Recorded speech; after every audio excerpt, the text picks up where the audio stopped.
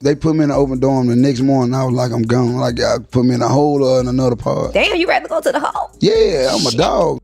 I New at Midday court documents show Memphis rapper Finesse2Tymes and his girlfriend Sugar were both arrested in Texas. Here's a look at their mug shots. Finesse2Tymes' legal name is Ricky Hampton. He faces possession charges for substances including marijuana. A 6-figure lawsuit, multiple jail stints, a booking market that's gone cold, and a 360 deal that made sure most of the money he earned wasn't his to keep.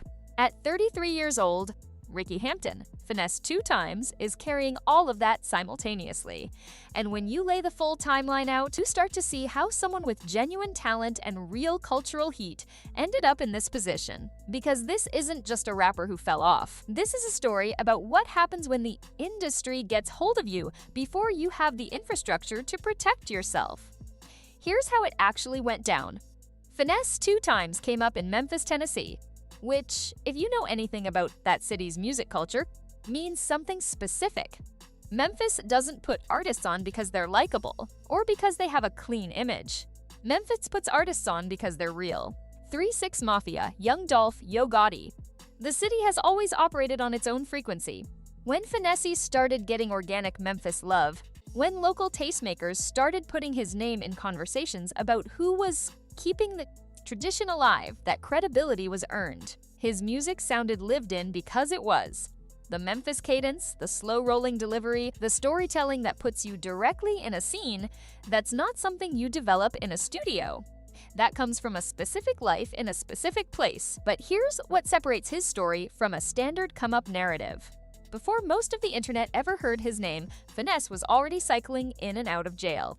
Multiple stints, drug charges, weapons charges, a pattern that kept interrupting his momentum at the worst possible times. Court documents show he's faced possession charges for substances including marijuana. He was also arrested on a fugitive warrant out of Forest City, Arkansas, in connection with an unrelated situation after performing at a Little Rock nightclub. And every single time he went away, the career damage wasn't just the time lost sitting in a cell. It was everything that unraveled while he was gone. The fans who were just discovering him moved to whoever dropped something new that week. The playlist placements evaporated because algorithms need consistent new content to keep someone visible. The collaboration conversations died quietly because nobody waits indefinitely for an artist who isn't available. The label discussions that were gaining traction got shelved because you can't invest in someone whose availability you can't count on. Every arrest was a reset button that dropped him further back than where he started. And the cruel part is the talent never went anywhere. Every time he came home, the voice was still there, the pen was still sharp, the charisma was fully intact. But the industry follows momentum, not talent. And momentum broken that many times with no consistent team around you to manage the returns is genuinely hard to rebuild. Then the moment finally came that changed everything. The internet caught on in a way that goes beyond regional traction. Clips went viral. Comment sections filled up with people who'd never heard of him 3 months prior, acting like they'd been rocking with him for years. For the first time, everything he'd built through all the setbacks felt like it was about to pay off at the scale it deserved. That buzz caught specific attention. Jay Prince, Rap-A-Lot Records, Mob Ties, one of the most legendary and powerful figures in the real history of hip-hop, a man who helped build the careers of Scarface and UGK, put his name on Finesse. And you have to understand what that moment meant specifically for someone with Finesse's history. Here was a man who had rebuilt from scratch multiple times with no major support, and now one of the most respected names in street music was saying he saw something worth investing in. Of course you're signing. The excitement of that cosign drowns out the voice that would tell a calmer version of you to slow down and read every single line. The deal was reportedly a 360 deal, which means the label's financial interest extended beyond music to touring income, merchandise, endorsements, appearances, every revenue stream. Labels justify these deals by arguing their investment creates value across the board. But the reality for artists who sign without fully understanding the terms is that you can have songs with millions of streams and solid show dates and still be struggling, because the structure of what you signed means most of that money was already spoken for before it reached your account. Finesse came into that negotiation at a moment when he had the buzz but not the financial cushion, because all those interrupted years had left him behind where he should have been. No savings from the earlier years. No management team with enough leverage to push back on unfavorable terms. Just momentum, a hot name, and real financial pressure. That combination is exactly how artists agree to terms that a calmer, more secure version of themselves would have walked away from. Once the math on the deal stopped adding up to what he expected, the motivation to pour everything into rollouts naturally eroded. Why grind on a promotional cycle when the financial return gets filtered through a structure that wasn't built in your favor? The releases slowed, the promotional activity reduced, and the booking market responded to that, quieting the way it always does, gradually.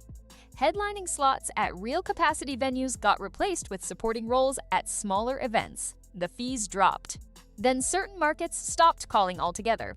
Promoters run numbers before they book anyone. When an artist's social media engagement plateaus, when new music slows down, when legal headlines keep appearing in search results, the risk calculation changes. They choose the safer option even when the talent isn't comparable. The compounding effect of all of it created a scenario where his career infrastructure was quietly deteriorating, even while he was still culturally relevant enough that people on the outside assumed everything was fine. And then came the lawsuit that went public. A promoter booked Finesse2Tymes to headline an event, negotiated terms, paid money, built the entire marketing campaign around his name and his draw. Finesse collected the booking fee and didn't show up, but here's the detail that made this worse than a standard no-show. He reportedly sent his brother to the event in his place. His brother, not the artist whose face was on every flyer, whose name had sold the tickets, whose performance was the reason people came out that night. Think about the damage from every angle. The fans who came specifically for Finesse. The promoter who had money tied up in venue costs, marketing, production, every component of an event built around a specific headliner.